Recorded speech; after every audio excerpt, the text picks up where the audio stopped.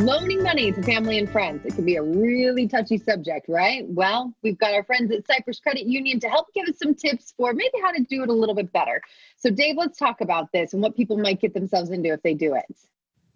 Yeah, it's anytime friends or family ask for money, it is just human instinct to want to help. But if you Right. don't go about it the right way, it could actually have long-term damaging effects to you both financially and to your relationships.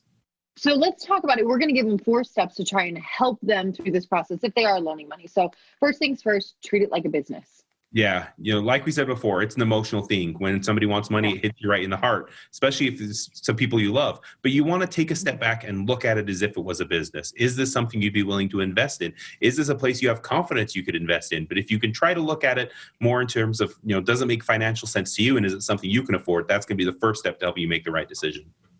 I like it. Very good advice. Now, I'm actually doing the second one right now with a friend who is paying me back, and we're doing payment plans.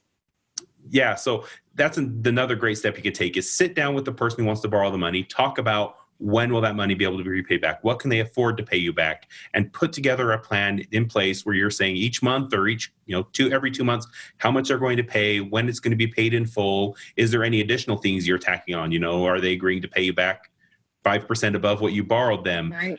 Make sure you have all of that written down. Make sure that you both understand it. Make sure you both have a copy of it, just like you would if you were getting a loan from a financial institution. Right. Exactly. Treat it that way. Now, what about co-signing? How does, that can be hard too. It could kind of end up Yeah. hurting you in the long run. Yeah, I think a lot of times people think that instead of lending you money, let me, it's essentially lend you my credit score. So you could go Right. to a credit union and get a loan.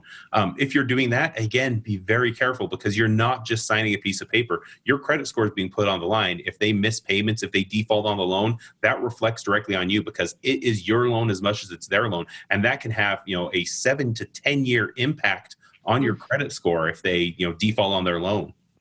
And it's hard to go to those family parties when there's that rift in the relationship, right? Yeah. So, yeah. And that leads us to our next one, plan for the worst. Yeah, and that might not be the most happy thing to end on, but that is probably one of the best steps you can take is if you're going to lend money, think what is the worst thing that can happen and make Right. sure that you're comfortable with the amount of money that you're lending. Make sure that it's something that you can afford, that if they were to never pay you back a penny, how would that impact your budget? How would that impact your savings? How would that impact your financial goals? And if you're able to do it within there, then it'd probably be the right time and it's okay decision to lend them the money.